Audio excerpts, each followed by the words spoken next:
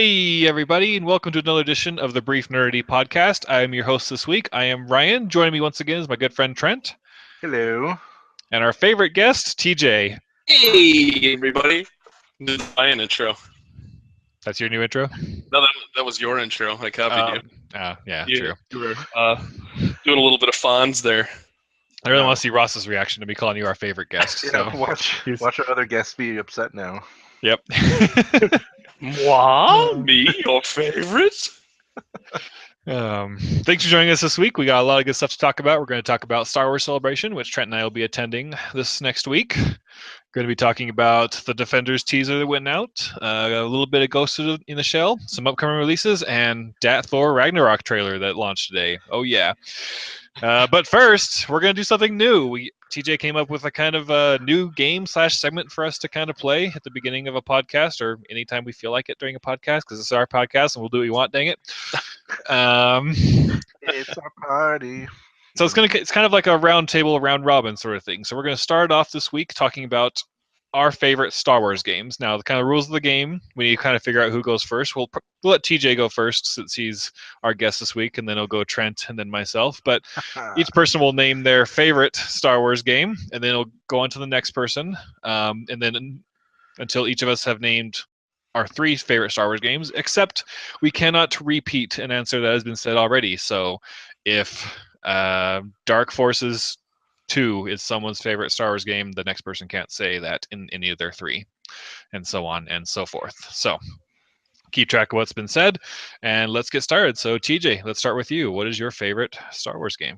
Okay, well, just to clear something up, we're going to do most memorable Star Wars game, so it doesn't necessarily have to be your favorite. Touche. So I could read our notes, I promise. That would be a very different list if it was. But yeah, all right, I will go ahead and start off. Number 1 on my list is Star Wars Rogue Squadron for Nintendo 64. Original, nice. Yes, and there's a very specific reason why that game is so memorable to me. Do you guys remember? So that game came out December 7th, 1998. It was early on in like the N64's life, I believe, or maybe that was was that the year after? I don't know. Well, I already know regardless, exactly what you're talking about. Yeah, came out before Star Wars Episode 1, which was May 19th, 1999. And to this day, after all the games I played, I still consider Star Wars Rogue Squadron to have one of the best hidden unlockables ever, and that is the Naboo Starfighter that you can unlock and play in almost every single level of the game. That might not sound like a big deal, especially compared to unlockables and like DLC and stuff they have nowadays, but back then it was huge because no one had seen that ship at that time. I don't think we really saw that until shortly before Episode 1 was released. So the fact that you got to play with a brand new ship that was hidden in that game for months without anyone knowing about it, like, just blew everyone's mind. Yeah, they released like the unlock code like shortly before the game came out, just being like, "Oh, surprise! Here's a secret cheat code for a game that came out last year that we're just now telling you that unlocks a ship from the new Star Wars movie." Yeah, it was unbelievable, and that to this day is still one of my favorite Star Wars ships, if not my favorite. And I was doing a little bit of research before the show, and I was looking into it, and they said that they even put a system in there to prevent hackers from even like hacking the game and finding that, because they did not want that spoiled for anyone.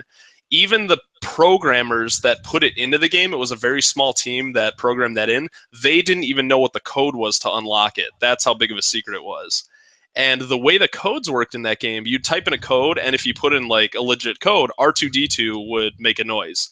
This was a double code where you put in a code, and then nothing would happen, and then you had to put in the second part of the code, and then R2-D2 would make that noise. Mm-hmm. So it was the only 2-part codes. Like they just jumped through, or they went through like great lengths to hide this, and it worked out. It wasn't spoiled for anyone, so when it came out, it was like a big deal. So I'll never forget that. It was awesome.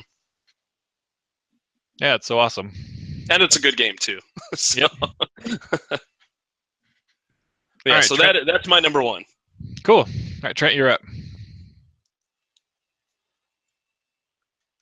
Hey, I was muted.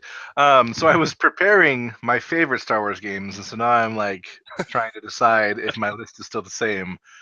But I'm going to go ahead and go with Jedi Knight, Jedi Academy. The final Jedi Knight game. Yes, and I think the best one personally. Now, why is that? I am familiar, but I've never played it. So why is that so memorable for you? Um, it had some of the best like RPG action combinations up to that point. They had a really unique like lightsaber form combat styles. You could have like 3 different solo lightsaber styles, and then like the dual lightsaber, and then the lightsaber staff, and the choices were cool. The powers were unique. Um, they kept Kyle Katarn as like a main character, but they made him your like teacher rather than the main character, and so like your story was more open, kind of like a more traditional RPG. Mhm. And the story was just really fun. So I probably played through that game like 4 or 5 times, and it was one of my first PC games that I ever bought. So Oh, well, that partially answers the next question. What did that release on? So obviously PC. I think it had other releases, but I'm not positive. But I know for sure that I played it on PC. I think it was PS2 original Xbox generation. Gotcha.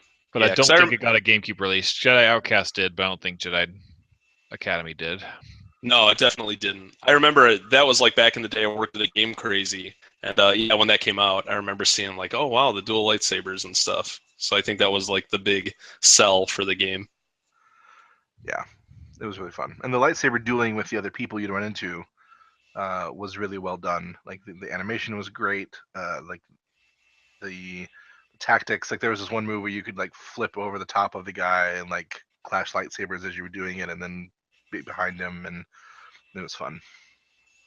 That's cool. They really haven't made a Star Wars game like that in a really long time. I know. Yeah, they haven't. I really want them to. All right, Cool. I'm going to go with mine. My most memorable Star Wars game. It's going to kind of a cheat because it's also my favorite, but I think they kind of coincide.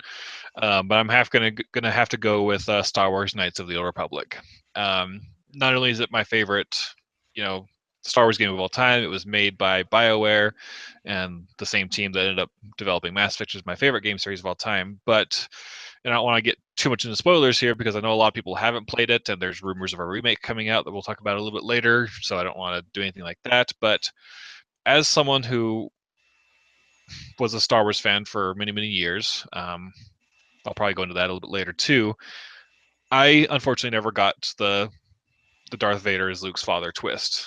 I watched Return of the Jedi first when I was very, very young, and then probably when I was 8 or 9 years old, finally watched the trilogy and was able to appreciate it for what it was at the time. But that was a twist I never ever got to experience. And one of the advantages of a long, 30-hour-ish, I'd imagine, story-based Star Wars RPG is that they had the opportunity to tell a really, really good narrative. And again, without going into spoilers, like that twist, like that happens in that game, the plot twist, like had my jaw on the floor at the time. Like I immediately like called up my friends who I knew had like beaten the game recently, more sooner than that. I was just like, "What?" And they're like, "I know." And so like I don't want to say like I was like shaking, but like I literally had to like stop playing the game, and I was like, I think I was pacing like in my room, like trying to like fit it all together in my brain. And just I don't know, it stuck out to me as my most memorable Star Wars game experience because it was just so well done. So that's what I have to go for. Good old KOTOR. That's cool. Yeah, I know back in the day that was like, because did that launch on PC first and then come to like the original Xbox? The opposite. It was an Xbox exclusive, I think, for the first year. Then I think it came to PC. Oh, okay. Afterwards. Yeah, I never owned an original Xbox, so that is unfortunately another one I missed out on. But now it's on iPad, I think. Yeah, So, it's on all mobile devices. Yeah. So, still a very, very good game. Cool. So you think it does hold up after all these years? Yes and no. Story-wise, I think it does. Gameplay, not so much. It's very that old style American RPG or Western RPG, I guess I should say. It just basically Dungeons and Dragons with a skin on. So your attacks are all dice rolls that you can't see going on in the background, and Which is one reason I'm hoping for a remake with maybe like more active combat or something of that nature. Sure. But if you love good stories and games and you love Star Wars, I definitely say give it a shot. Cool. It's a game I think works perfectly for mobile as well. Like, I would have no problems playing it on mobile if that was going to be my first foray into it. Oh, well, that's good. Yeah, because a lot of the like less action-heavy games work pretty well. So. Yep. Yeah. All right, so TJ, you're back up. Cool. All right. Well, I doubt either of you said this one, but the next one on my list is Star Wars Episode 1 Racer on N64. I freaking loved Episode 1 Racer, so. Oh man. Now, see, Episode 1 will always hold a special place in my heart. Like, I remember being so excited for it, and I really did enjoy it at the time. And of the original, or the prequels, I should say, that's still my favorite one. I think just for like nostalgic reasons. I know it has a lot of problems, but the pod racing scene to this day, like, I still really, really enjoy that. Mm-hmm.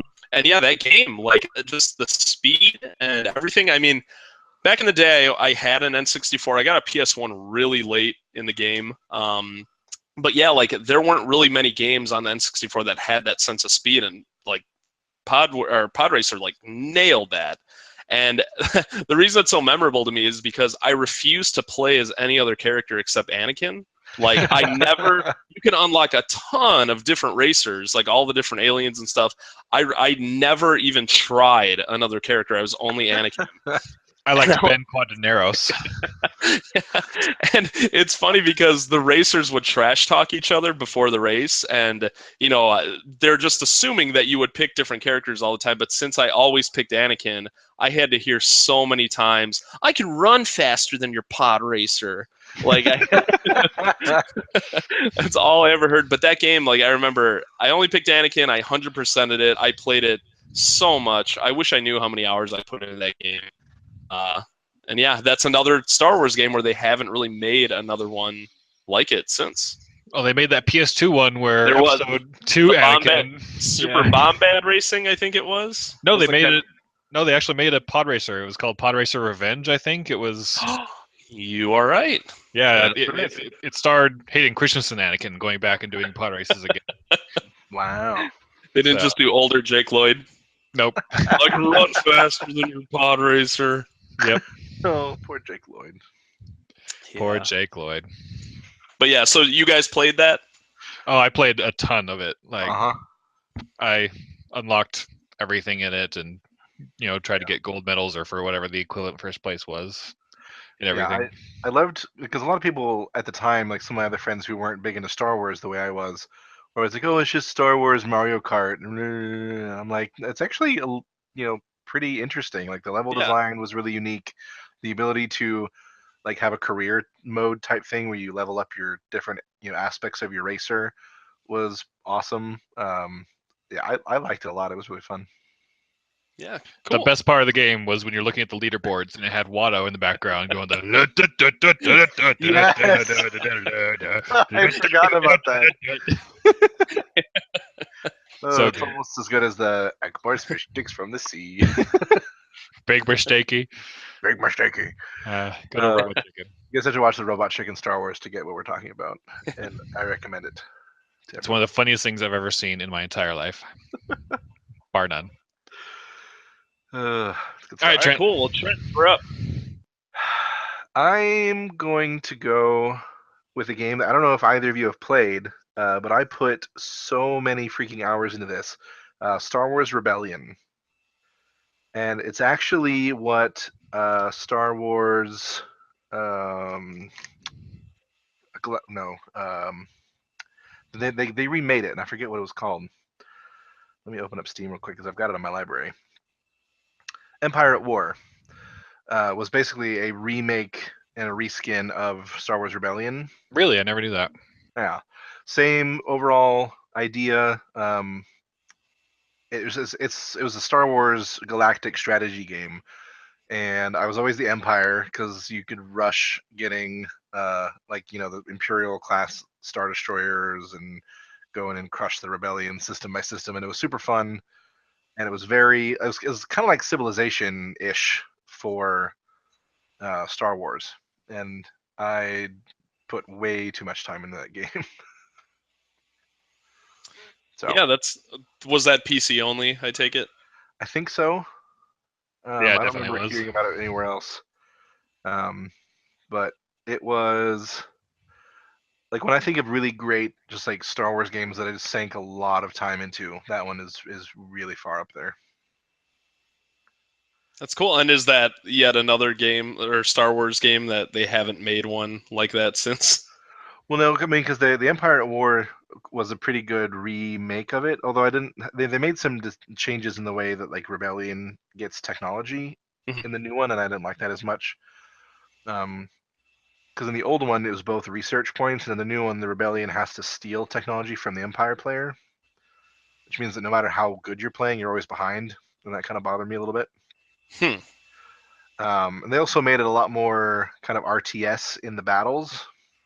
And I was always more interested in like the strategic and the base building stuff, so I would just always auto resolve those anyway. But yeah, it's kind of reminiscent a little bit to like the Empire Total War games, where you can play, like you can get really into the battle tactics, or you can auto resolve them if you want to. Hmm. So those are fun. Cool.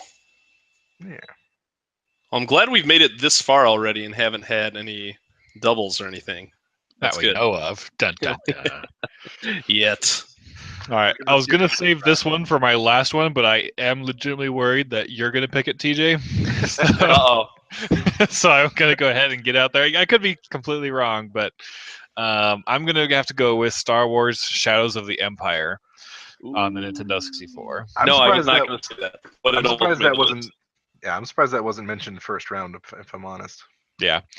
Again, I kind of have a long story, but I'll try to keep it short with this. I think I've told you before, Trent, but so as I kind of mentioned earlier, like when I was really young, I saw Return of the Jedi, and I just kind of knew it as Star Wars, and my parents weren't really Star Wars fans, and so they didn't really know the order of the movies or anything like that. And so I had seen Return of the Jedi, and I was aware of it. I think we had like a bootleg VHS copy or one that they had like record off TV or something that I watched sometimes, but mainly because I liked the puppets in it and stuff like that. Because what the 5 and 6 and 7-year-olds, But anyways, I like to credit Shadows of the Empire being my first major exposure to Star Wars. Because I got it in Nintendo 64 when I was 8 when it came out in 1996, and of course I had to have Mario 64, Pilot Wings, and Shadows of the Empire because those are like the 3 games that everyone had to get. And I loved Shadows of the Empire as a kid. Again, I didn't really know many of the characters, like when I didn't know who Boba Fett was when I was fighting him, and then when the Slave 1 came out and we were fighting Boba Fett in the Slave 1, I'm like, oh man, is there going to be a Slave 2? And everything like that. And so it really like kicked off my Star Wars fandom and got me interested that I asked my parents to rent all the Star Wars movies, and so they did, and I watched the movies, in the correct order, and then when Boba Fett showed up in Empire Strikes Back, I was like, oh, there's Boba Fett, and stuff like that. I know him. Yeah, so I really credit Shadows of the Empire for kicking off my uber Star Wars fandom that I am today. So, and I wouldn't be here if it wasn't for Shadows of the Empire. So, well, let me ask you this: how many times do you think you played that Hoth level, the opening level of the game? oh, countless. Man. Countless times, especially Yeah. also the freaking speeder bike episode on Tatooine. Like the swoops? Yeah, the swoop one. Oh my gosh! I would love for you to get that game, like, because it's on PC now. I think I would love have it on PC. I would love for you to record your playthrough of that level and post it online. Just go into it. I know it's probably been a while since you played it. Just record your first time trying to beat it. I would love to see if you could do it. All right, challenge accepted. Cool, good choice. Very good Thank choice. you. And Dash Rendar, what an underused great Star Wars character. I concur. Meh. Says the Star Wars EU hipster over there. Sorry, you mean Han Solo light? Hey, they could make a good buddy cop movie. Oh, that would be amazing. No, Don't even get me started on that iJedi dude. You back off. Don't even remember his name because he's so unmemorable. Corin Horn, and you Yep. shut your whore mouth. I remember when I was in grade school, I think it was right around the time Shadows of the Empire came out, so maybe like 6th grade, I want to say. I wrote a story, an original story. I don't remember the character's name, but he was based mostly off of Dash Rendar. He was not a Jedi, but he used a lightsaber, and his 2 sidekick companions were a Jawa and an Ewok. But it was a very serious story that I made. It wasn't like a comedy at all. Best team up ever. Yeah, that's great and horrible at the same time. It's almost as good as the Wraith Squadron books that had the talking Gamorrean. Oh my no. Those don't exist. I'm sorry. They never happened. Mhm. It ended with Rogue Squadron, and it was beautiful and amazing. Oh, it didn't end with I Jedi? You know what? Just because I started reading the expanded universe when I was in high school and didn't know the difference between really, really good literature and passable sci-fi.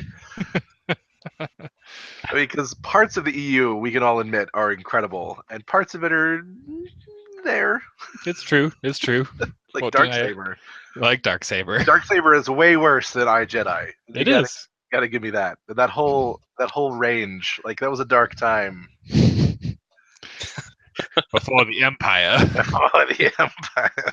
That's right. All right, well, TJ, you're up. What's your last one? All right, my last one, and this one is an interesting one because it's one that anyone can play right now. It is Star Wars Tic-Tac-Toe. You make a What? tic-tac-toe board, and for X's, you draw 2 lightsabers, and for O's, you draw the Death Star, and you get to play Star Wars Tic-Tac-Toe. That is not really my third game.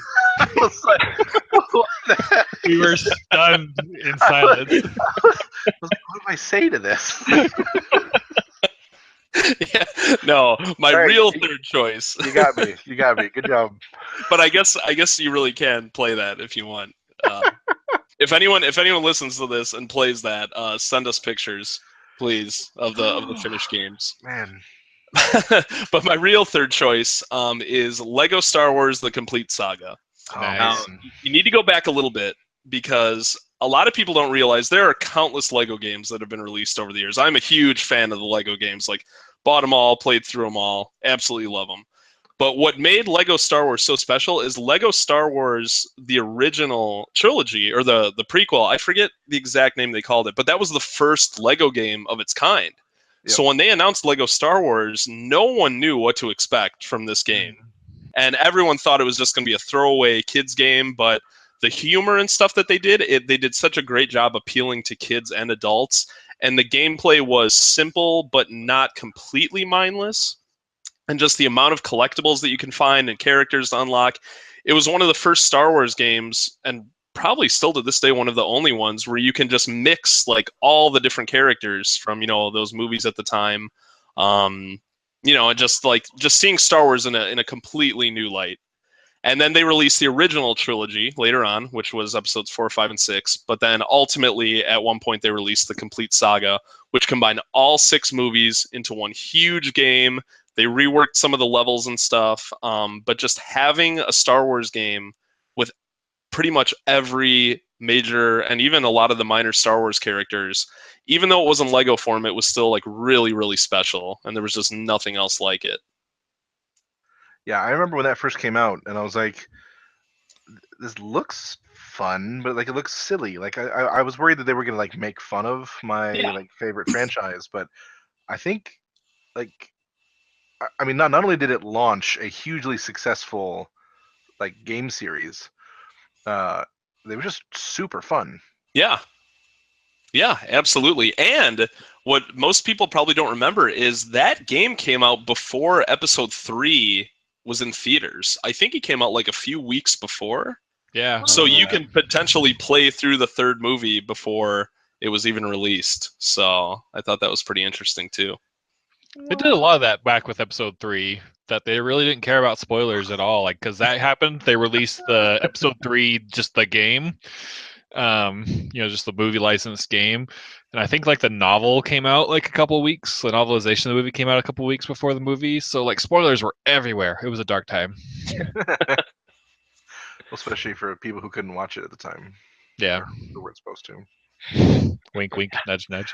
But one other thing I liked about it, especially, was it was a lot of games were getting away from local co-op, and the Lego Yeah. games have always had like the possibility of two-player co-op, which it only becomes really awkward in one moment where on Mustafar, if you're playing with someone, you have to both complete the level, like jump across all the lava things, but like one of you's Anakin and one of you's Obi-Wan, and so like you can kill each other too. So it's like I remember like my friend and I were playing because we were playing the whole game together, and we got to that part, and we kept trying to kill each other. I was like, "Stop! Like, we got to get actually through the level." Like, You underestimate my power.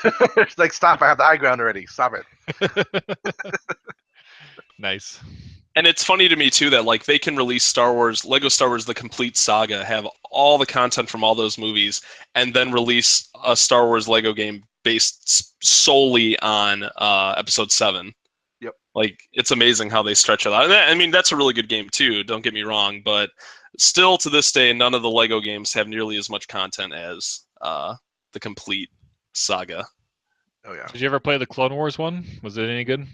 You know, I'll be honest, that is the only one I played through it, but I 100% all the Lego games. That's the only one I did not go back and completely finish because I didn't watch that show. So a lot of that stuff that was going on, I had no idea. I didn't know who most of the characters were and stuff. It was a Gotcha. cool game, but yeah, that's probably one of my least favorite Lego games. Sad Bears. Yeah, it's on my list to make. My ex and I we were playing through literally all of the Lego games together, and we didn't get to Episode 7 or Clone Wars at that point yet. So it's on my list of games to revisit at some point. Yeah, Clone Wars would be an interesting one to go back to nowadays. It might be better than I remember. So, do we know if they have online co-op or is it local only? The Complete Saga had online co-op, and then after that they dropped it. I guess the developers, did the research and saw that no one was really playing it online, so they're like, it's just not worth the time and effort to put it in. That's unfortunate. Yeah, I bet there's probably a way to like someone's modded it or something. Yeah. Touche. Yeah. All right, Trent, last one. I think you've probably called this one in your head already, Ryan. But one of my very first, is not actually my first, but one of my first MMO experiences was Star Wars Galaxies. And that was a really, really fun, and one of the first MMOs, period, and one of the first successful MMOs. I believe it predated World of Warcraft. It was kind of in that between EverQuest, around like City of Heroes time. Oh, City of Heroes. And just the stuff that they did with it at first, they ended up making some really bad decisions later, which I think led to the downfall of the game because it doesn't exist anymore. But the initial aspect of the game, and when they introduced like player housing and player built cities and stuff, and like traveling around these huge planets where you could go almost anywhere, and outside of the major city, guilds that were rich enough and big enough could found cities of their own. And it's just like you could, and it was skill based instead of level based. So you worked towards certain like jobs based on what skills you built on, and then so you could trade those in and build towards other ones at any point you wanted to. And there was like this secret way of like things you had to find in the wild to like unlock like the ability to become a Jedi. So they were super rare in the beginning. Like if you ever saw one, like it would be like this huge like holy crap moment. Like it was really fun. See, I'm glad you brought this up because if no one mentioned this game, I was going to ask you guys about it because I remember there being a lot of controversy around how you became a Jedi. Because now, what you just described, was it always that way? Or from what I remember when it first came out, I thought it was kind of random. Well, so I think it's been a long time. I think like every character that was made had a chance of like automatically being one Mhm. or something like that. And then they like no one knew about all the hidden stuff that you could do to like go around and find things and unlock them. Mhm. And then later on, they just opened it up completely as a skill tree that you could invest into if you wanted to, just because everybody wanted to be one, which is good and bad. Yeah, I think they got like a lot of complaints, and that's why they had to update it. I know my buddy Brett that got me into that game back in the day. He's probably listening to this and like screaming, going, "No, this is how it was." Yeah, someone else probably knows better because I was one of the weird people that literally like I joined this really really big guild called the Galactic Trade Federation, which take it for what it is. We had this huge city on Tatooine, and I was an entertainer. So I was in the cantina, and my guy played all these instruments, and so the people could come in, and you could basically buff people's. Because Star Wars had three stats. It was like I forget what they were. It was like red, green, and blue. I don't remember what exactly. It was like health, and then what was the blue one was the mental one. And so like entertainers could buff people's mental skills, and so people would come in. You could perform songs and routines and stuff, and you could like double or triple depending on your skill, and then they would pay you money for it. And the game had this really intricate and really amazing player-driven economy. And you had people on every aspect, and then they would like you had people who would build like mining droids, and they would sell the mining droids to these companies that would deploy them, and then like they would sell the material to people who would make other stuff, and it was super complex. Like to me, the economy was way bigger than the rest of the game, and it was super well done, Sure. super fun. Do you remember your character's name? Oh no. I remember mine. I don't remember much else about it, but I remember mine. It was I was a Rhodian, and my character's name was Manja Stoop, and I believe I was also an entertainer as well. So. That's funny, like because it was before I'd kind of taken my online persona of Nesnem, which is like my last name backwards, but swapped the two S's for a Z, which was a thing that a bunch of friends and I did on our mission for our church. But yeah, it was I'm trying to remember. It was so long ago. Well, if you remember, I would like to know. That's funny, but yeah. Cool. Well, Ryan, what is your final one to top this off? And remember, Star Wars Tic-Tac-Toe has already been said. Ah, dang it. Gosh. Okay. To kind of piggyback off your first one, back in 2001, I was a hardcore Nintendo fanboy. I was frothing at the mouth for the GameCube to come out. And don't hate me, TJ, like I didn't really enjoy, I mean, I won't say it that far, but like I thought Luigi's Mansion was very par, I guess. I'd say Sure. It wasn't amazing, but it wasn't horrible either. It was just kind of meh. So kind of on the other end of that scope, I don't think it was a launch title, but I think Rogue Squadron 2 Rogue Leader came out a month after. Nope, it was a launch title. It was the actual launch title. Okay, Yep. Smash Brothers came out a month later. It was the first one that I got when I got it for Christmas. Yep. And is what makes it memorable is that just that first Death Star level. Like never in our life had we seen the Death Star, so the Death Star trench run in general, just so well put together in video game form. And like I just got goosebumps, like, and they did it perfectly. You're going through there, and Darth Vader shows up behind you, and then you hear Obi-Wan use the Force, Luke, and it plays the da, da, da, da, da, da, and Darth Vader's behind you, and then he gets blown up, you know, and then you hear Han Solo, and you're all clear, kid, now it's closing, go home. It was using all the movie soundtracks and the audio cues, which, from that point, with N64, me being a Nintendo fan, they didn't have like high quality soundtracks and voice acting and stuff like that. So I get goosebumps just thinking about it right now, just how amazingly well done that first level and just the game in general was. Oh no, I get it, because that, like, the graphics in that game, they still hold up. I mean, obviously they're not going to compare to like, Battlefront and stuff like that, but I mean, those were amazing when they came out. And I don't know if you knew this, they made that game from start to finish in 9 months. They built that game from the ground up in 9 months. If you watch there on that game, you can unlock a documentary. I think it was like 20 minutes, like a half hour, full video documentary about the making of the game. I must have watched that video probably like 20 times. I thought that was going to be a standard thing in video games from then on. Yeah. They have audio commentary and behind the scenes documentaries, kind of like DVDs had at the time. Yeah. But and unfortunately not so much. It's funny what you say, how you were afraid to say that about Luigi's Mansion. I'll admit, I was only able to get one launch game, and I chose that game over Luigi's Mansion. Because one, I was a huge Star Wars fan, and two, the game just looked, incredible. Because that's, when you get a new console, you want to be able to show it off. You want to get it and say, hey, well, look at this exclusive game, and look how amazing this looks. Mm-hmm. So that's why I went with that over Luigi's Mansion. But it's funny talking about the Star Wars Trench Run. You can unlock the Star Wars Trench Run in Rogue Squadron on N64, but due to the technical limitations, I don't know if you guys remember this, the trench had turns in it.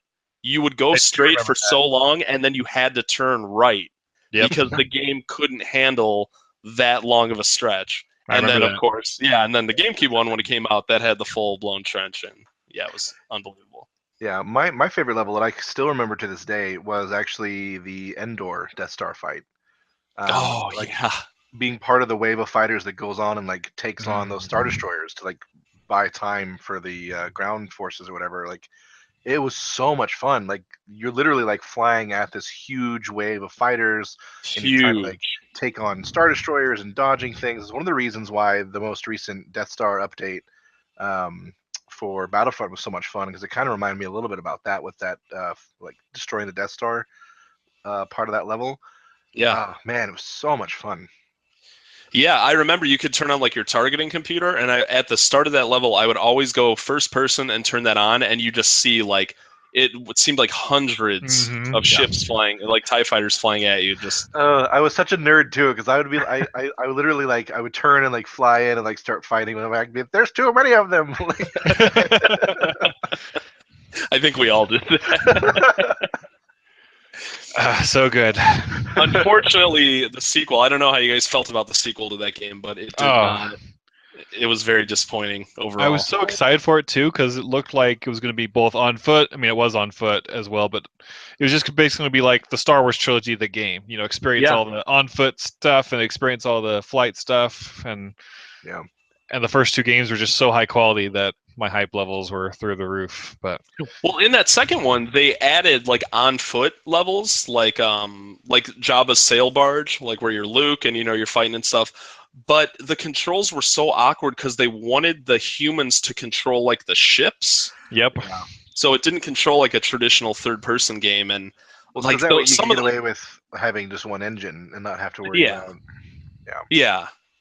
But some of those levels were like just completely broken. Like that level, I think you could beat that level in seriously like 30 seconds. It was just it was so hard piggybacking off of the quality of the first game and then going to that, and it's like, oh, what a disappointment.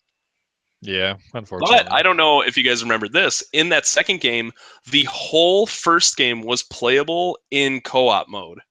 Yeah, I do remember that. But the weird part was you couldn't play it single player. Yeah. You had to play split screen co-op. But it was the complete first game. So, I forgot about that. So you just reminded me that. That is the case. I never played it though. No, me neither. I didn't have anyone that wanted to play. Played it just about as much as the Metroid Prime 2 multiplayer. Oh god, that's a whole nother topic. Good stuff. Well, that was fun. That was a fantastic topic. Thanks for suggesting that, TJ. I really like it. Yeah, no problem. Thanks for wanting to do it. That was a good time. We'll have to kind of make something similar to that, a semi-regular or regular segment on the podcast here. Cool. Well, once our mini fans give us feedback on whether or not they liked it or not. Yes, definitely let us know. So just kind of wrap up the Star Wars talk with a couple topics. As I mentioned, KOTOR is probably my favorite Star Wars game ever and my most memorable Star Wars game ever. But there are strong rumors right now that a KOTOR reboot is in the works. Now, that's kind of been a rumor for the past few years, but the person who leaked it, quote unquote, leaked it this time, has been very, very on point, I want to say, with his leaks. Like earlier this year, he leaked the Shadow of War game, the new Lord of the Rings game coming out. He leaked that it would be announced in March and released in the fall. And we had at that point we hadn't heard anything about the game, and so people thought he was kind of crazy. Also, apparently, I didn't know. I mean, I obviously didn't know this because I didn't pay attention to this stuff. But he basically had the entire plot of Episode 7 outlined through different leaks on this guy's website. Oh wow! Before the movie came out. So it's kind of re-energized the rumor of a KOTOR remake, because he's the one who's reporting it. It's interesting to me that you can become like well known as like a leaker of like pre-hype information. It's cool. I like it. It's kind of journalistic, but and the stuff he kind of says makes sense. You know, they're down at BioWare Austin. They're pretty much done with the Old Republic. You know, save for some smaller updates. The writer of Knights of the Republic and the writer of the first two Mass Effect games, Drew Karpyshyn, he's been quoted as saying that he's working on a game, but he can't say what it is. And he's working down at BioWare Austin. Really? Mm-hmm. Huh. That's interesting because they let him go from Mass Effect 3, so it's interesting to see that he's back. Well, he transferred from BioWare Edmonton after Mass Effect 2 to BioWare Austin to work on the Old Republic, and he's been writing for the Old Republic ever since. That's right. I remember that now. And so yeah, but with the recent, not silence, but you know, Old Republic is definitely winding down. Have they announced any like for sure like end date timeline type stuff or for the KOTOR or for the Old Republic Online? Oh no, I mean you probably have your finger on the pulse more than I do for that kind of stuff, but the general consensus is that it's kind of winding down, that they're not going to release any major expansions anymore. If they do have any new content, it'll be just kind of smaller updates, and that EA and Lucasfilm are wanting to bring Revan back to the canon in the same way he entered Legends, in the form of a new KOTOR game. So that's the rumor that's going around. Yep. Interesting. So it's going to be kind of a remake, but not an exact remake. You know, just kind of the same spirit, so to speak. But hopefully it's true. I hope so. Like I said, it's my favorite Star Wars game, and have it updated with modern graphics and modern gameplay. It's debatably my favorite Star Wars thing ever, the original KOTOR, if I'm being honest. So that makes me very excited. Hopefully it's true. E3 is coming in a couple months. Don't know if they mention anything there because they have Battlefront 2 to talk about, as well as the game that I forget her name, but the person who created the Uncharted trilogy. She's working on a game over at Visceral Studios, a Star Wars game they've shown tiny little clips of already. It's basically going to be an Uncharted Zelda game, or an Uncharted Star Wars game. We already have an Uncharted Zelda game. Yep.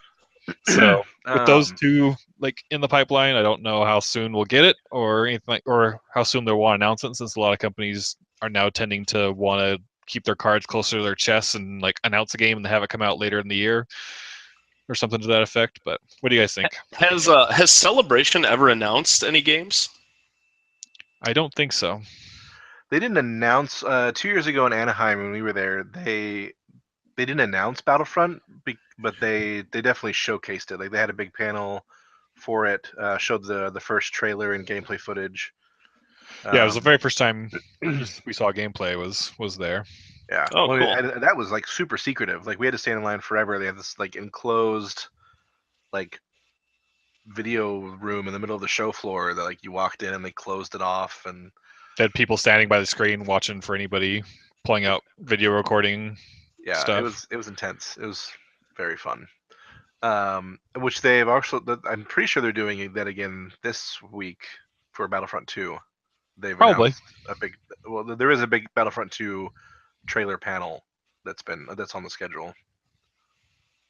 So that'll be Battlefront 2 has so much potential. fun. It has a lot of expectations too. There's a Yeah. lot of people that are really upset at a lot of the stuff that Battlefront didn't have, and I've been just seeing tons of comments on anything that EA talks about it with, because they've been kind of teasing announcements leading up to Celebration, and just so many comments are like, well, it better have a campaign mode, it better have like simultaneous, fighter and ground force stuff, and like in ships and whatnot. Well, they have announced that there will be a campaign. That Right, but how good Yeah. it is, and yeah, it has to be good. That's that is the asterisk there. right, and what timeline it's going to cover. Hmm. There's a whole lot of questions. I would love it. I would love to see it span all 8 movies, like the entire continuity. Personally, throw in some Episode 8 DLC, throw in prequel heavy prequel stuff. Because like the Clone Wars is a really great setting for a battle game. Like that's Yep. one of the reasons the original Battlefront 2 was so much fun. But yeah. Yeah, well, we will see. And Hopefully. speaking of announcements, what is the Star Wars announcement that was teased by ABC Morning Show or Good Morning America? Yep, it's going to be was. tomorrow morning. And yeah, I believe it was Good Morning America. Mark Hamill and Daisy Ridley are going to be there. Most people think it's going to be a teaser for the trailer because they'll have, either the full 2-minute long teaser that they call a teaser, not a trailer, or a full trailer at Celebration is almost guaranteed. And so there'll probably be a short 5 to 15-second snippet of that trailer, and you'll say full trailer coming Friday or something like that, and then Mark Hamill will be like, "Wow, that looks really good," something to that effect. So That sounds like him. Yep. So that's what I imagine it's going to be. But by the time most of you listen to this podcast, you will have known already. So True. No, you were wrong, Ryan. I'm always wrong. So be ready for a lot of Star Wars talk in next week's podcast, since Trent and I will be just wrapping up with Star Wars Celebration and all the new Rebels and Episode 8 and Battlefront news, and probably even surprises we don't even know about yet coming to fruition. It'll be a lot of fun stuff to talk about. So Yeah, I'm excited for you guys. And they stream a decent amount of that. yeah, they do. They do a ton of it. Yeah. And what are the exact dates for it again? It's this Thursday through Sunday. So The 13th through the 16th. that, yep. Based on your guys' history of attending, what's usually like the big day? Well, they're actually last doing time, Go ahead, Trent. last time it was Thursday, like the first day. They Mhm. opened with the Episode 7 trailer. This year, they've announced that the very first kickoff event is going to be a 40th anniversary celebration panel. But they've teased that like they're going to talk about and show footage from like the entire 40 years of Star Wars, and then also have some kind of like special announcements. So we're not sure what those are going to be, because Friday, the very first panel that day, like the main big panel on the main stage, is the Episode 8 panel with Kathleen Kennedy and the director, which I think is Ryan Johnson. Sweet. And I'm assuming the main cast, Mark Hamill. It's going to be an 1.5 hour long panel versus a normal hour. Right. Oh wow! So we're expecting the big trailer to launch to hit Friday during that. Oh man, can't wait. Yeah, I'm really excited you guys are going. Hope you have a good time. Thanks. I'm pretty stoked. And again, I've said it before, but I think being at the Episode 7 panel 2 years ago when that trailer hit was one of the greatest moments of my entire life. It was as nerdy as that incredible. sounds. I don't think I could be any nerdier than that. But there's just something about being in the room with thousands of like cheering and like yelling people that are like all sharing that energy. And yeah, I mean, it's like watching a music video on your computer versus being at a concert. Yeah, the kind of feeling you get. Exactly. Sure. And so because it's all amplified. Amazing. Because like, and everybody's seen it at this point, but like the moment that you see Han and Chewie on the screen and he's like, Chewie, we're home, like it went nuts in that theater. Like It was deafening. people were screaming. It was so awesome.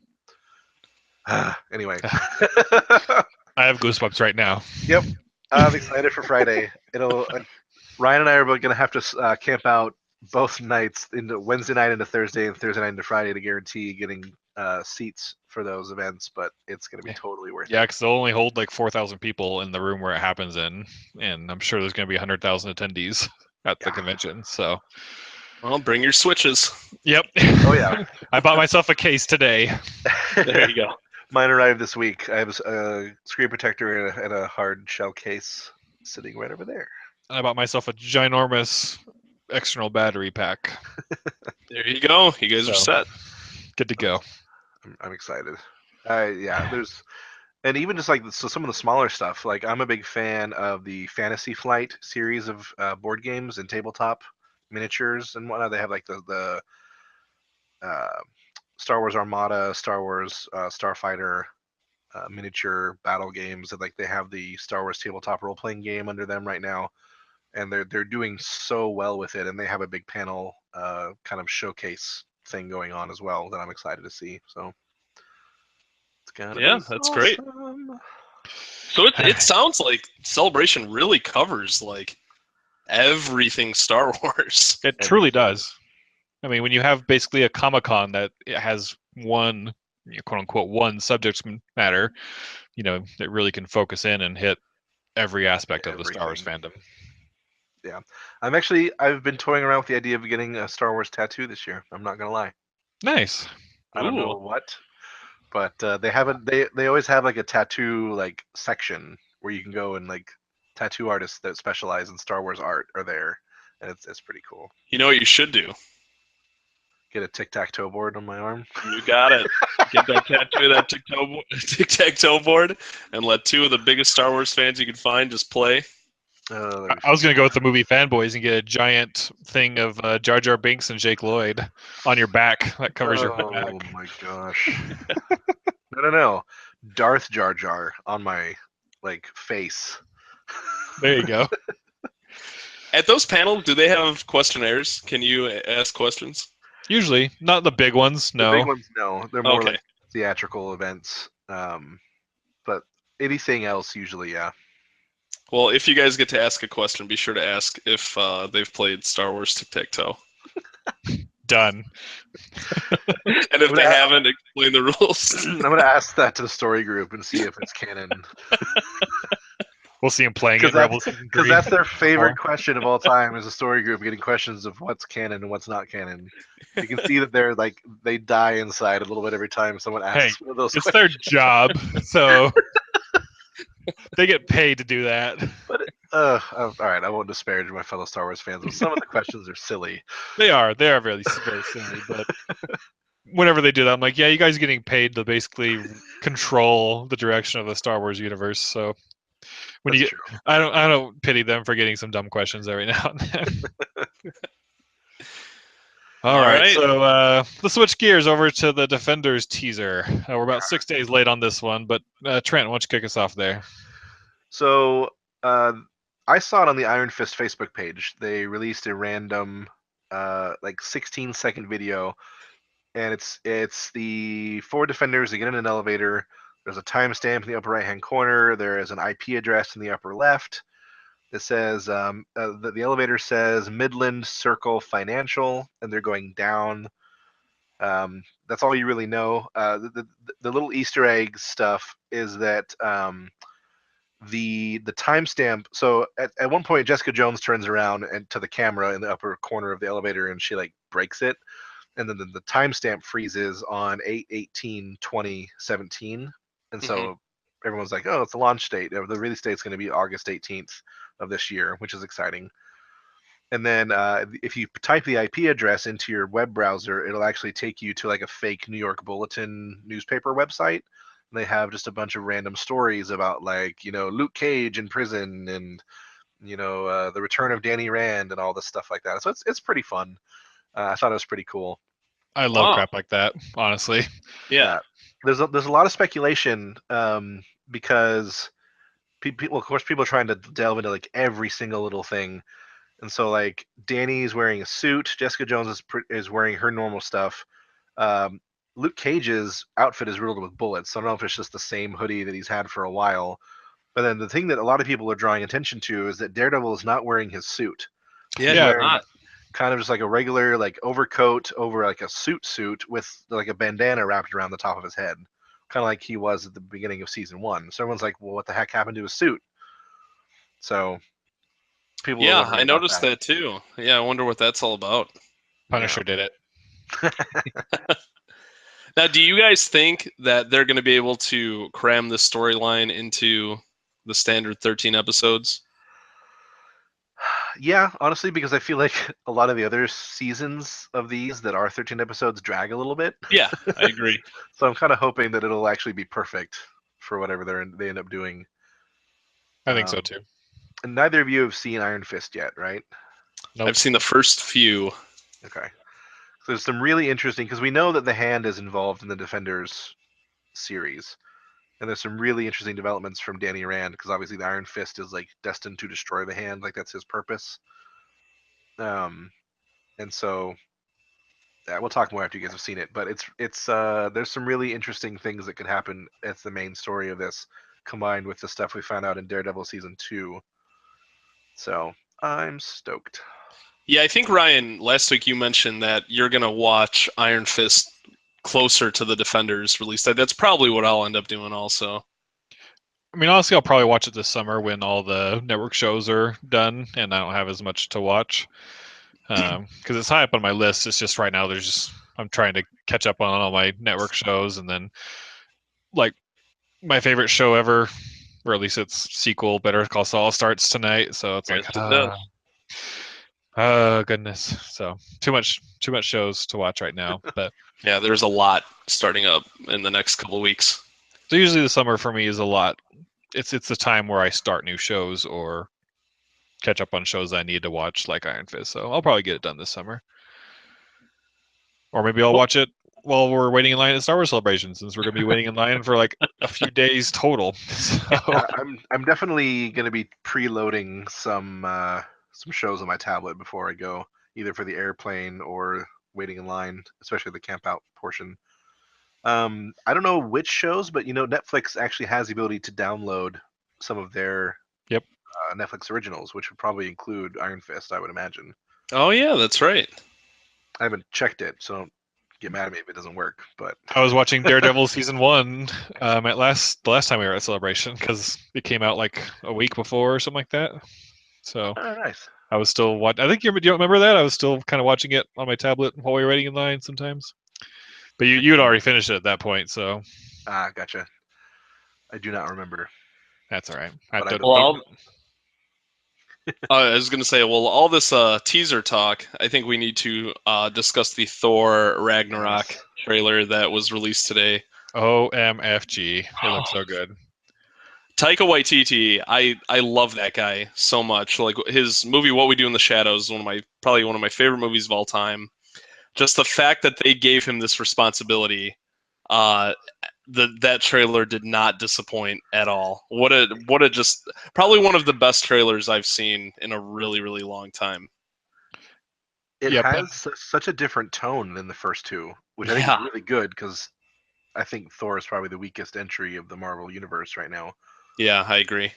Did it have a Guardians of the Galaxy vibe to anyone else? Very much so. It totally did. Yeah. Like the music choice, like the style choice, like the different planets aspect, and like the different aliens and everything. And the colors, just how colorful it was. Did what the guy that works on Guardians of the Galaxy, is it James Gunn? Is that his name? Yep. He tweeted like a few months ago, he's like, I saw the Thor Ragnarok trailer and it is by far the best Marvel trailer to date. Like, he even said it's better than his own. And now, like, it released, and I totally see why he said that. It is really good. Like, I'm trying to think back to other trailers for Marvel stuff, and it's like just. Well, the thing I love about it is it does such a good job where it shows you so much without showing you everything. Right. Like, it kind of sets it up, and then that's it. Like, I would be content if they didn't release another trailer. They're not going to do that, but like this trailer, it just hypes you up like the perfect amount for the movie. I feel like So good. they did a much better job in that area than the Spider-Man trailer did. Yeah. Where they went and full on like revealed the Yeah. ending of like some climactic moments, and I'm like, okay, well I know how that ends. Like that's cool. Yeah. I don't want to say anything specifically about the trailer just in case anyone listening hasn't watched it, but if you're listening and you haven't watched it, just pause this and just watch it right Just now. go watch it right now. Even We'll if you're wait. not a fan. Even if you're not a fan of Thor, just watch it. Right this second. Like go right now. I'm waiting. But yeah, it was really good. I really love the Planet Hulk storyline. It seems like they're merging Yes. Thor Ragnarok storyline with Planet Hulk, and Yeah. I think it's the last movie before the third Avengers movie, so they're gonna have to. I think they're gonna set up. Is it? Yep.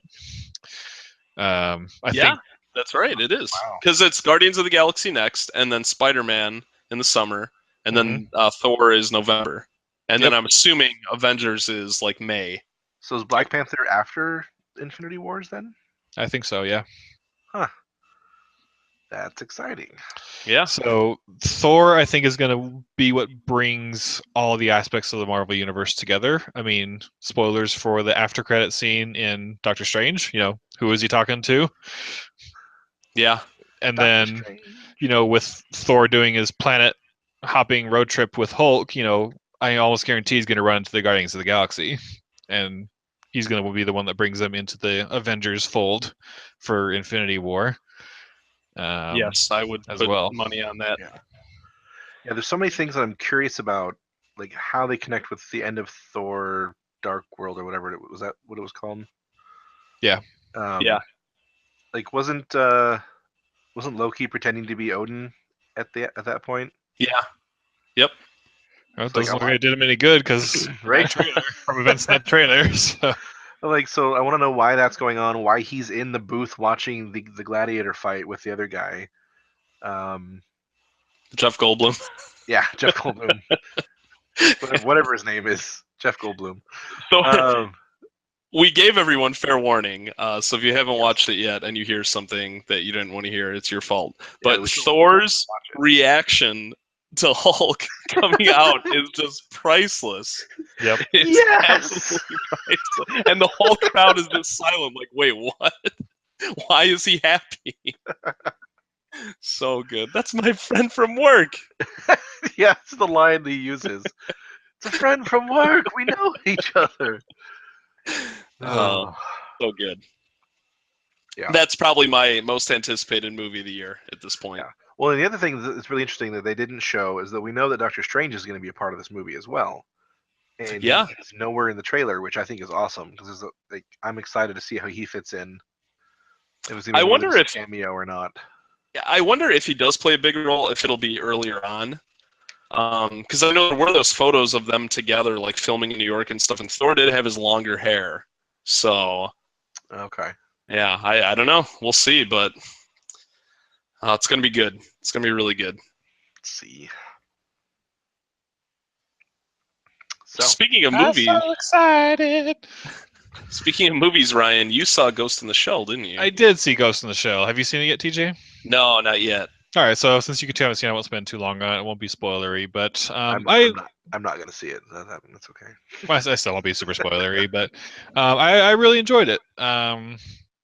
I wasn't familiar with the anime at all, so I went in with totally fresh eyes. But I think the movie was beautiful in its stylistic choices. So it was really a eye candy to watch the entire time.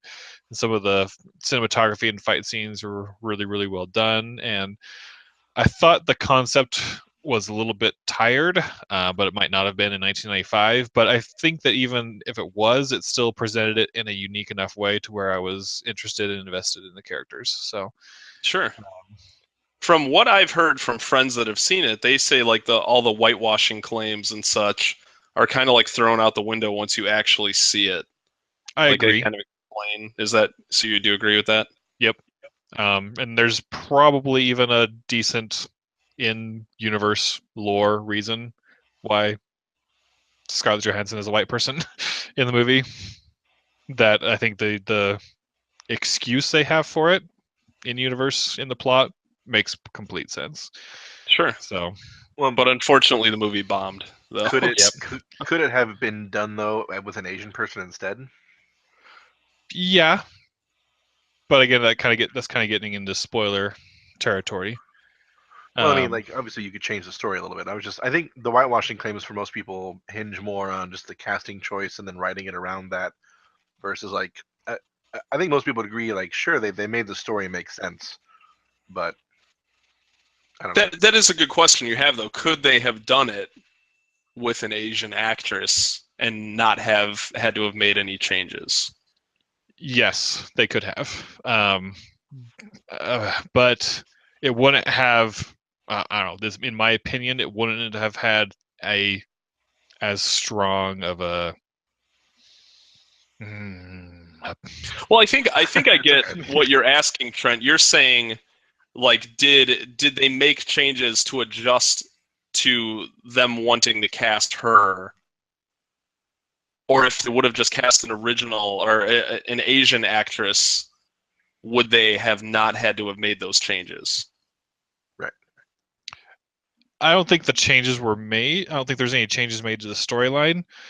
And I'll try to hint on kind of what I'm talking about without giving anything spoilery. You know, Scarlett Johansson is a robot with a human brain in the movie, but that brain had a previous life, and how much of that is Scarlett Johansson's life, or how much of that life is just manufactured by her creators to be false memories, Okay. and stuff like that. You know, that's kind of the plot line I'm going towards, and so. What of that past life that Scarlett Johansson remembers as her past life is real and what is not. It kind of goes into a little bit like that. And so I feel that while a Japanese person totally could have been cast in the Scarlett Johansson role, I feel that the impact that the quote-unquote plot twist has when you learn more about her actual past, it's more impactful. Okay. Okay. Yeah. That's fair. Well, I know the movie came out not too long ago, so I'm sure people are still going to want to go see it. So yeah, I think that's enough about that. Yeah. So it was a good movie. I recommend. I don't know if I'd pay full price, but either a $5 Tuesday or a $1 theater or a rent when it comes out, I feel is sufficient for it. So Yeah, I plan on seeing it eventually. I don't know if I'll get around to seeing it at the theater, but yeah, definitely a rental at least. So I have a confession to make. While you two were talking about Star Wars Galaxies, I was not really paying attention because tickets for the Fate of the Furious went for sale online. And I wanted. Have you guys ever seen a D-Box movie? No, I've heard of it though. No, they don't have them where I live. Oh. I don't think anyway. I've only seen 3 D-Box movies. The first one was like the Sherlock Holmes movie, which was meh. And the other one was Episode 7, which was pretty good. But oh my gosh, I saw Fast 7 in D-Box, and it's one of the greatest movie theater experiences of my life. Really? Yep. I mean, just like it was a 2-hour long roller coaster ride. I mean, that's like one of those roller coasters where you're just kind of looking at the screen and the seat is shaking around, making it feel like you're in the moment.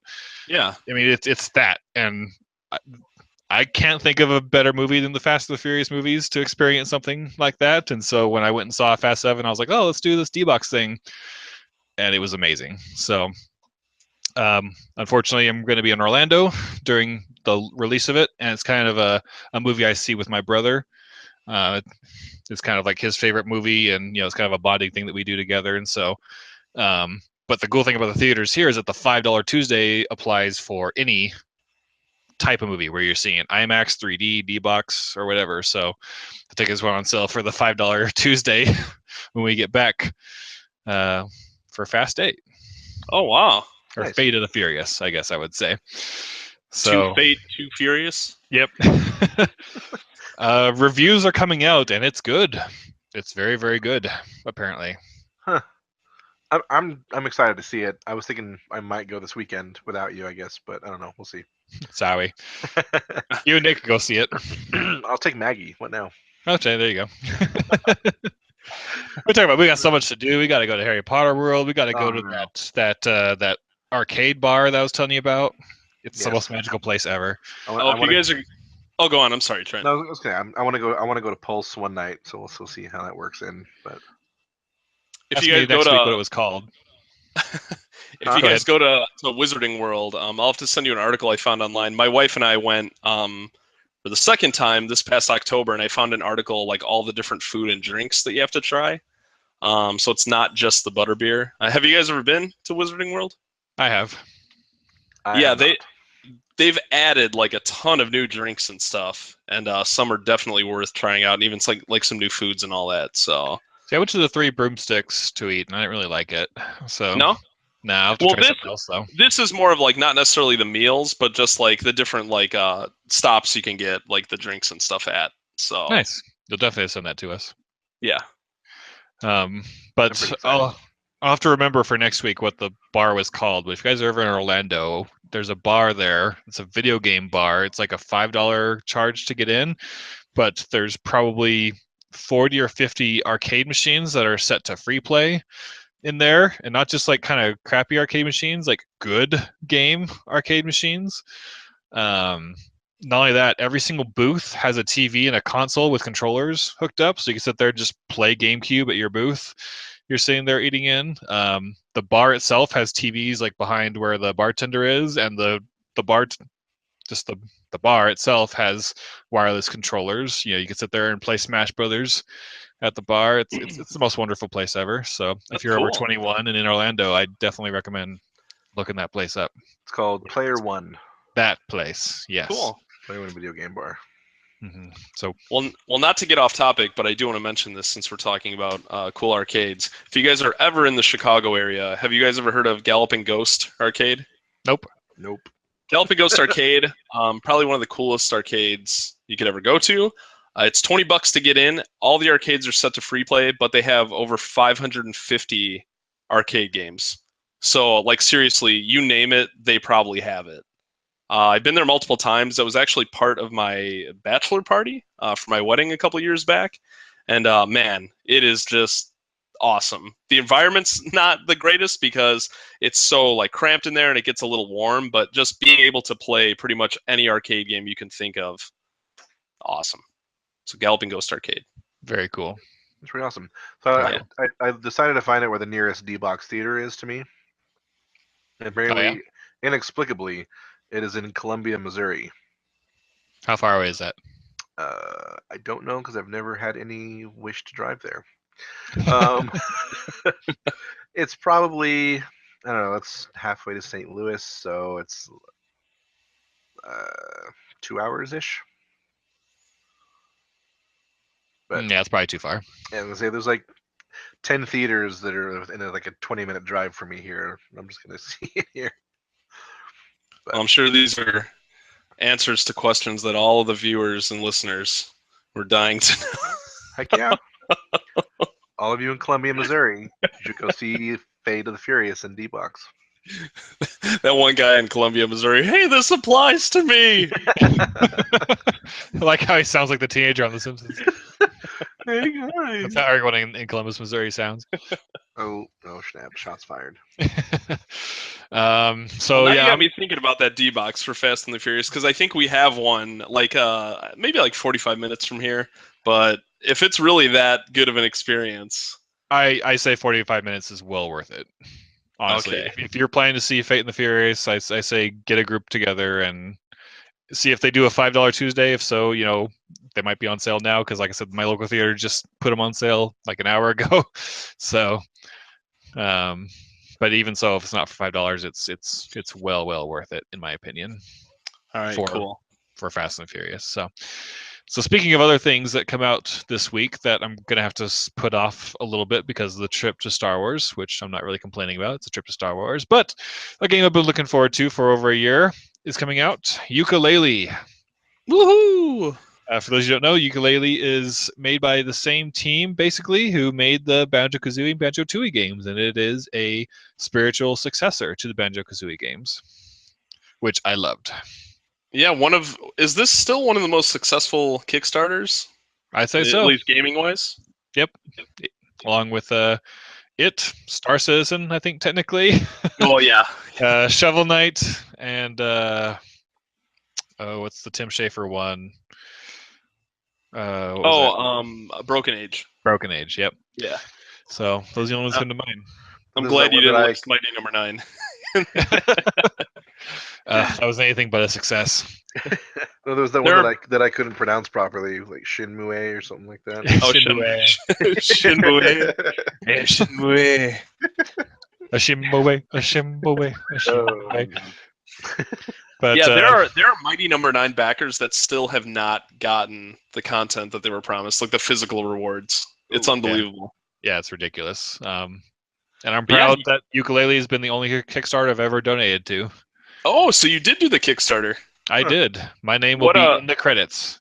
Oh, very cool. I didn't do very high. I think I did just like the $20 one that gets me a copy of the game and my name in the credits. So. Yeah, no, that's all right. I did that for that game Knights and Bikes. Have you guys seen that? It's kind of like a two-player co-op, overhead. Well, it might not be overhead anymore, but it's like an RPG. You play as like these two girls, and they said it's based off of or inspired by like the Goonies and Earthbound. And it's these girls that go on their bikes exploring, and they gotta save their town, and looks really cool. But yeah, I did that because my name will go in the credits for backing it. So nice, that's cool. Yeah, Knights and Bikes. Look it up. Looks pretty. Yeah, I'll have to do that. But yeah, Yooka-Laylee though, very very mixed reviews overall. You know, I kind of expected 8s for it. That's kind of what it's getting. I didn't expect it to rock anybody's world with 9s and 10s. But because if they're trying to be loyal to Banjo-Kazooie, there's certain liberties they're going to take to make it more like a late 90s, early 2000s game when those conventions have kind of been passed in modern gaming. And so that's what I feel that they kind of scored it lower on. And so I'm perfectly fine with 8s or so, and I'm sure I'll still enjoy it a lot. I would really love to see like the data of all the reviews and the ages of the reviewers and like what scores they gave based on their age. Because, a lot of the complaints are based on like the camera controls, saying like it's a really outdated camera system, and it's like, guys our age, like we grew up like fighting the camera and stuff. Like we didn't really think about that when we were playing those games back then. So I feel like we have like the upper hand when it comes to bad cameras in games. Yeah, go try some of the precision Mario 64 jumps while the camera moves without you telling it to. Yep. So yeah, I'm really looking forward to it. I did not do the Kickstarter, but I have it pre-ordered. Gonna pick it up tomorrow. Nice. And yeah, Banjo-Kazooie is one of my favorite games of all time, but I have to I've played through that game 100% at countless times, but I never finished Banjo-Tooie. What? I've tried multiple times over the years. I even tried the re-release on 360. I was like, okay, I'm older now. I've played a lot more games since then. Maybe I'll get into it. I can't do it. I do not like the worlds. I think the worlds are way too big in that game. And that's one thing I kind of worry about with Yooka-Laylee. And that's true. I mean, Banjo-Kazooie is definitely superior to Banjo-Tooie, and simply because that the worlds are too big, and then the fact that the worlds connected to each other, and that you couldn't solve some puzzles in a certain world until you went into another world and went through a secret passage that went back to that first world I mentioned. So a lot of that was overly complicated, which I think hurt the game overall. Yeah. But I just feel weird not beating that game when Banjo-Kazooie is like one of my favorite games of all time. So I'm hoping maybe Yooka-Laylee kind of, I love it enough to where it gets me to give Banjo-Tooie one more chance, one more solid try before giving up on it completely. Well, I'll be cheering you on the whole way if you want to try a Banjo-Tooie game, because it's still a great game. Sure. And very, very satisfying in my opinion. Just doesn't reach the glory of the Banjo-Kazooie. I'm assuming it's not available for PC. No. No. Yeah, I think just Xbox One and 360.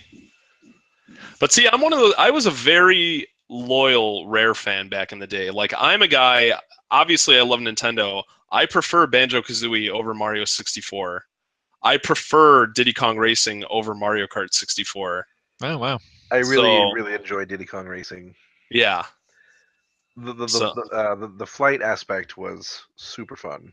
Yeah, and it actually felt really balanced. Like I didn't feel like you would assume that okay, always pick the plane when you could, but Right. no, it was pretty balanced.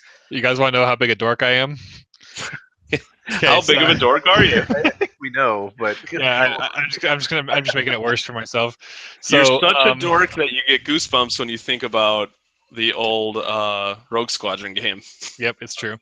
But kind of casually, I mean, I talked about it before, but I really, really loved the Forza Horizon 3 that came out this past fall. Mhm. And still pretty regularly, I hop on with a few friends of mine and play just the online co-op mode for their campaign. And I have the file downloaded on my phone, so I could just easily just like click play somewhere and it'll play it. But every time I come in first, we'll play with my friends. It plays the finish from Diddy Kong Racing. I played over my mic so they could hear it every time I come in first. That's awesome. I don't think that's dorky, that's even though it is. But I don't think it is. Cool. Well, yeah. So Yeah. hopefully Yooka-Laylee. Hopefully we're happy with it. Yep. All right, so let's go ahead and kind of get to the wrapping up section here. We're just going to talk a little bit about what we've been playing and watching lately. I think it's no secret that both Trent and I have been playing Mass Effect to death. What? I know. Really? So, TJ, I do have a question for you. For someone who doesn't play Mass Effect, hasn't played Mass Effect, and has pretty much been relying on the internet to give you an opinion on the game so far, what is your take on Mass Effect Andromeda? If I have to base it all off of what the internet has been saying, Yep, 100%. when I saw like the trailers and stuff that they released right before it, I think one of the last times I was on, we kind of talked about it. Like it got me excited from what I saw. But all the comments now that I'm seeing, I don't necessarily go by reviews too much. I read reviews just to get more information about the game, but I'm not necessarily looking for people's opinions on it. But based on everything I've heard and seen so far, it just seems like majority is saying it's not a bad game, but there are better games to be playing right now. Yeah. There are a lot of people saying that it doesn't feel quite finished yet, and it should end up being a great game eventually down the line when they make like a complete edition or whatever. Yeah. So yeah, that's my takeaway from everything I've heard so far. So, Trent, you haven't finished the game, but I would say you're roughly 75, 80% through at the moment. What is your take so far? Just to give TJ just a small, review of your own, so to speak. I'm really enjoying it. There's never been a point which I've been playing it that I wasn't having fun. And obviously, I mean, it definitely has a good share of kind of like glitch issues, animation problems. But the overall like story and like the writing is still fun. I'm getting to the point now where I'm kind of like wondering like where is this all going? But I'm sure that'll be answered here soon. But I at the moment I'd probably give it like an 8 or an 8.5. Oh, that's good. Yeah, and I kind of feel the same way, and because Trent isn't finished, I don't want to really go into my full thoughts, because the final act of the game as well as the ending affects my thoughts on the game greatly. But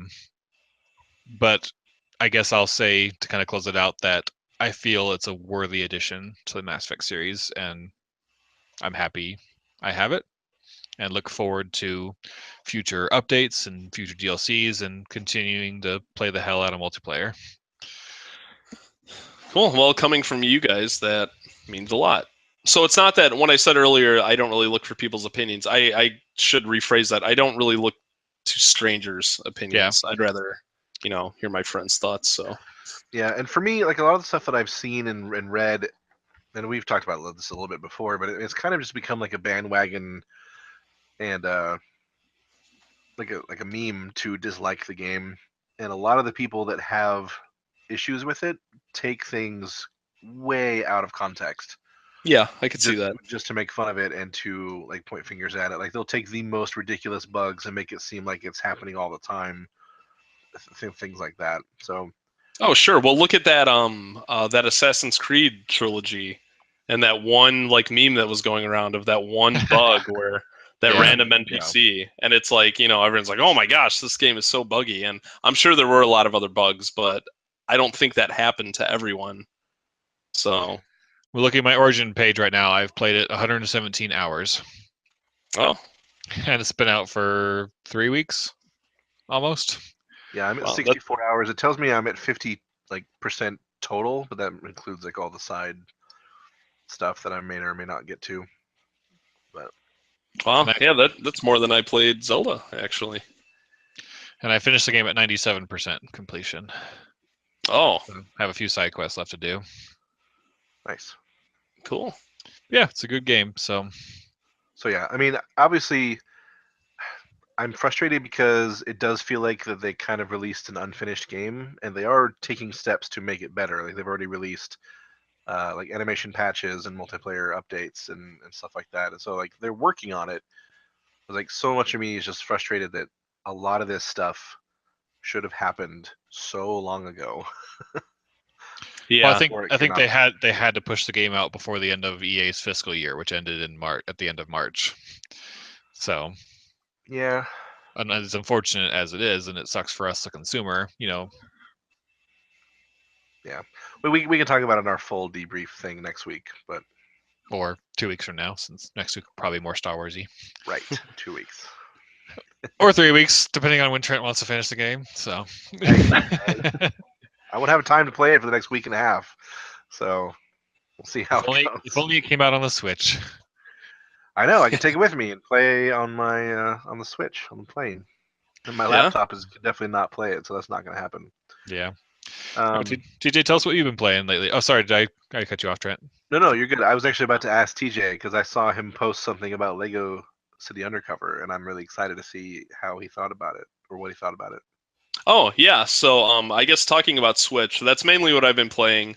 Obviously, I'm a huge Nintendo fan, but I say like if it was a new Sony console, that had like the portable or the portability, I should say, I'd probably be playing that just as much because it just where I'm at in my life right now, it just works so well for me. Just having that option of playing in like different rooms, like without having to unhook everything, or if like my wife is watching some of her shows, I can be in the living room with her, still playing a game and stuff, and it just takes away from having to pick like, okay, well, do I play a portable game now and start something new, or do I go in the other room and continue to chip away at one of the main games I'm playing? So just being able to continue the console games, from wherever I'm at. That's why I've really been focused on that. So I've been playing Snake Pass. I actually finished Snake Pass. I know that came out on all the different consoles. I think I put like a little over 10 hours, maybe about 12 hours. I 100%ed it. Really cool game. You play as a snake. It feels like you're playing as a real snake. It has great snake physics. Kind of a throwback to like older N64 games, like N64 platformers. Like it feels like a game that would have been released on N64, but obviously just a lot better looking now. So I recommend it. It's $20. I'd say definitely worth 10, possibly worth 15. But yeah, it was cool. I've been playing a lot of Binding of Isaac Afterbirth Plus on my Switch. I'm a pretty big Binding of Isaac fan. That's the full complete version that they released for Switch. That's a great game to just jump in, when you want to take a break from something else that you're playing. So we kind of had a mini conversation on Facebook about it, but Sure. I'm one who tried Binding of Isaac a long time ago, being a big fan of Super Meat Boy. Yeah. And I think I played it for like 15, 20 minutes, and I was just like, and kind of wasn't really liking it. Sure. So what would you say to someone like me in that situation who either gave it a shot or just doesn't really have much of an idea of what totally that game has to offer outside of the first 10 minutes? No, that's fair. I would say 15 minutes definitely isn't enough time with the game to really gauge like your actual interest level in it.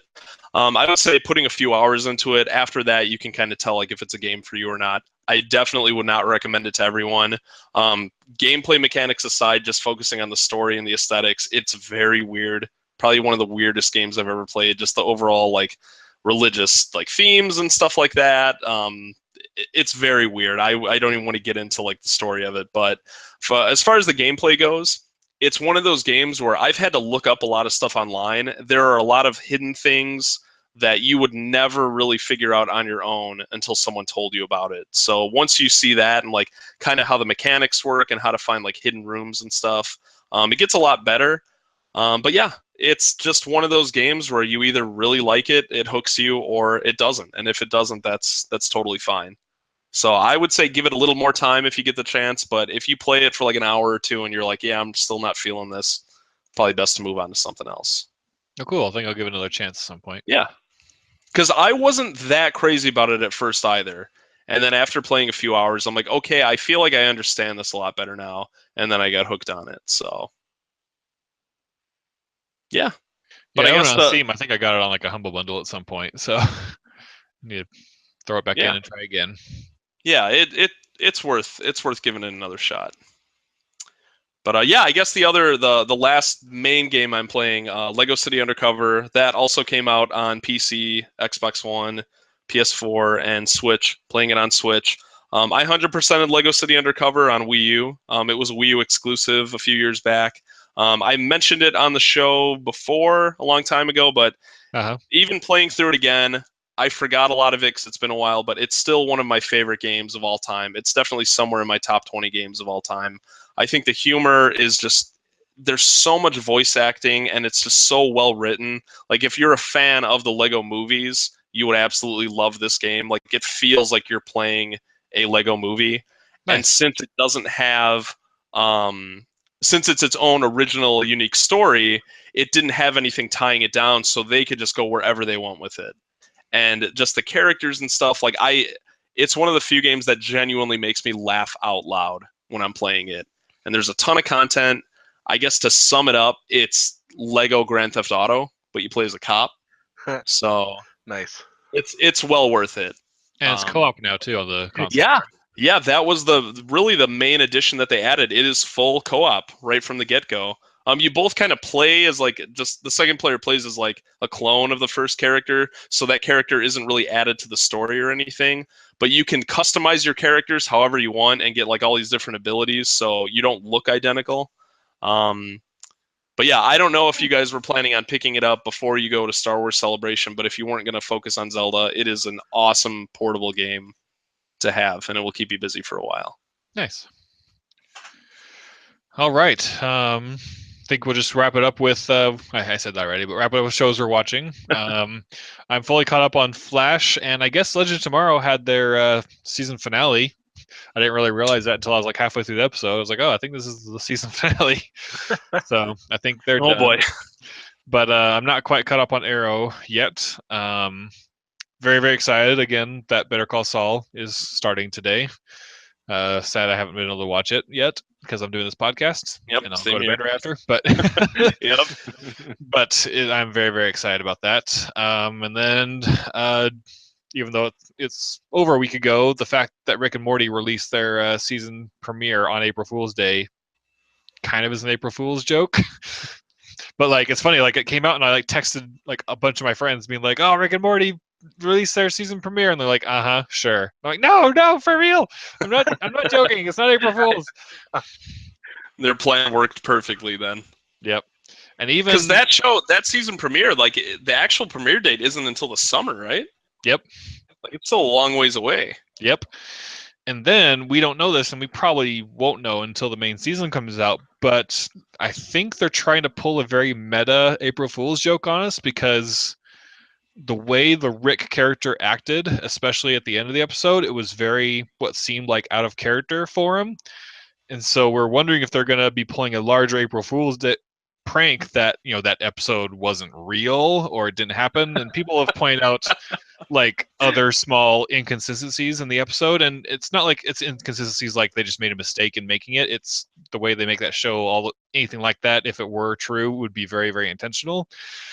So, but it wouldn't surprise anyone if like it comes out, the real season comes out, and it starts off at the end of where the last season ended, and they kind of hint to where like the events of the April Fool's Day episode never happened. It was all a dream or a simulation in Rick's mind, or however you want to do it. So it's a very meta game they're playing, if they're playing it right now. And so it's a fantastic show, and I loved every minute of the so-called premiere. So That'd be really impressive. I mean, that's like an April Fool's joke that lasts for months, if that's Mhm. really what they're doing. And that's, I mean, dang. Yeah.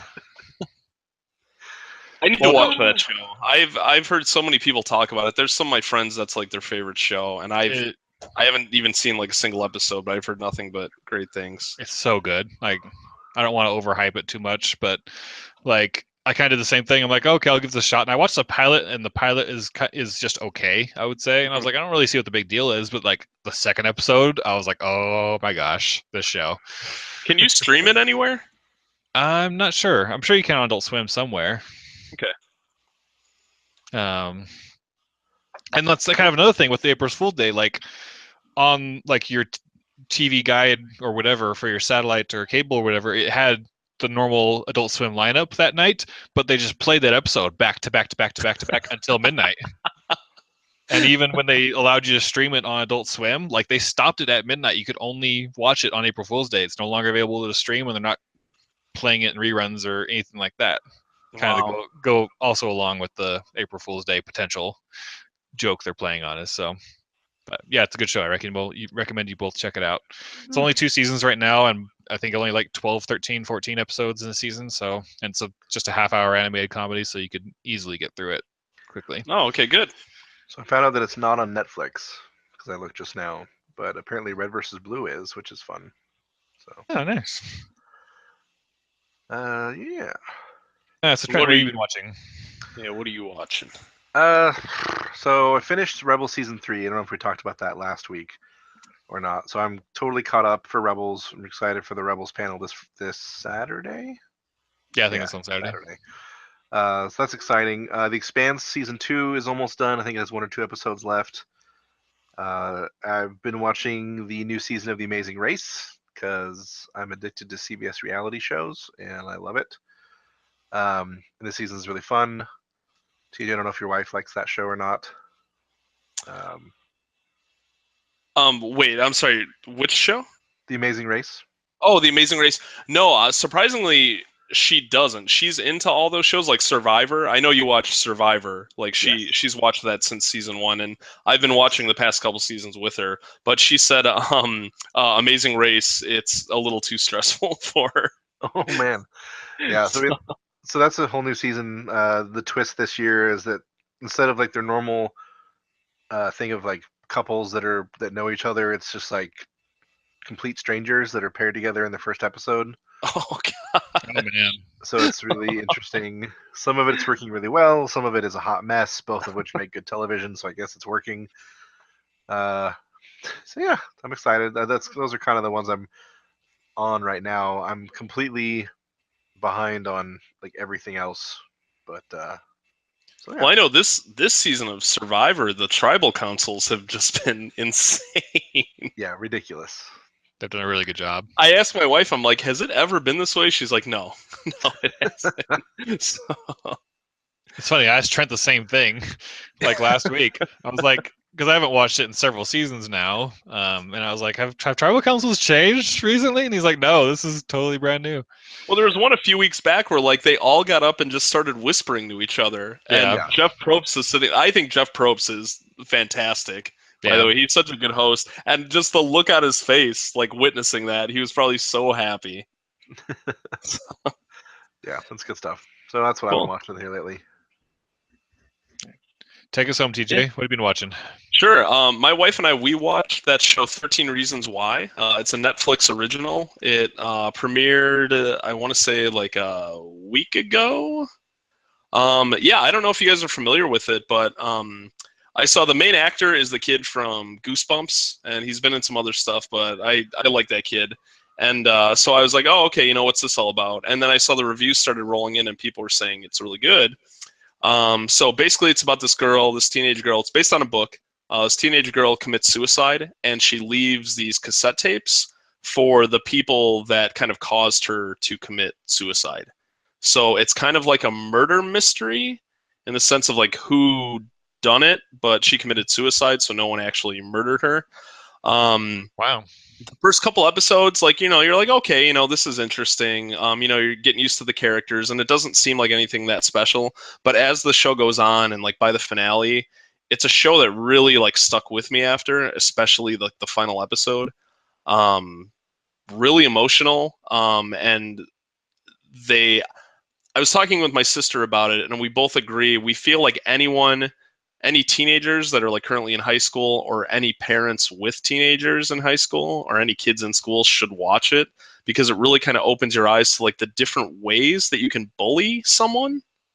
It's really good. I don't want to say too much about it, but if that interests you at all, it's definitely worth the time to watch. Because Sounds really interesting. it's something pretty special. So. Nice. Yeah, and I wanted to mention Workaholics. I don't think you guys watched that show, but that show, the series came to an end this year. So a few weeks back, they had the series finale, and the reason I wanted to bring this up is because the series finale was very strange. It was almost like they recapped their whole experience, because if you guys didn't know, those guys made YouTube videos, and Comedy Central picked up on that, and they were like, hey, would you guys want to do a show? Turned into Workaholics, became a huge success. So the final episode, it's kind of a metaphor for their whole experience, like starting from the bottom and then working their way up. And That's cool. almost how Comedy Central kind of screwed them over and kind of turned them into something that they weren't. And it was kind of a big like FU to Comedy Central. It was really weird, because it's like, all right, series finale, this should be great. And they took it in that direction, and it just makes me think back to Dave Chappelle. Chappelle's show ended after 2 seasons because Comedy Central basically, screwed him over. So it's just weird that we're seeing this pattern with these Comedy Central shows where it starts off great and becomes really popular, and then by the end they're like, all right, we're getting out of here. Oh, wow. Wow, that's crazy. I'm surprised Comedy Central would let that air. I know, me too. Because they were basically saying, without saying the name Comedy Central, they were basically just like telling their whole story. And the show, that last episode wasn't that funny, but it got that message across, and you're like, oh my gosh, I wonder what really went down. Well, I'm sure if they didn't air it, it would have had the Streisand effect, to where people would have found out that Comedy Central, blocked the final episode from airing. Because it talked crap about Comedy Central, and then I'm sure at some point someone would have leaked it, and then it would have got out, and then it would have been 10 times worse for Comedy Central. Yeah. Because, like, to kind of sum it up, it kind of explains how Comedy Central kind of turned them into characters, and then they became these big celebrities, relatively quickly, and you could tell they just kind of got sick of people, like, coming up to them and saying, like, their quotes from the show and all that, and kind of treating them like their characters on the show, when really they're not like that. Because the funny thing about that show, I absolutely love that show, and it's all about like partying and drinking and doing drugs and all that, and like I don't do like any of that stuff. I was gonna say all TJ stuff. Yeah, but they're in our age group, and the references that they make to that, or the references they make on that show, like always hit home with me. They make jokes about like shark bites. And there's a whole episode based on Ninja Turtles, and some of the jokes on there like just really hit home with me. And yeah, that's why I wanted to bring that up, though, because I thought that series finale was one of the more interesting series finales I've probably ever seen. Well, nice. Thanks for sharing. It's really interesting. I never knew that. Yeah.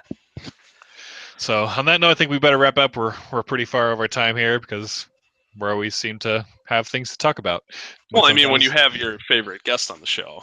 Oh, exactly. All right. Well, TJ, thanks once again for joining us. And thank you, listeners, for listening to another great episode of the Brief Nerdity podcast. Be sure to reach out to us through social media. Shocial. I did it again. Oh, my goodness. I'm bad at social. The social media. Social media in San Francisco. She shows by the seashore.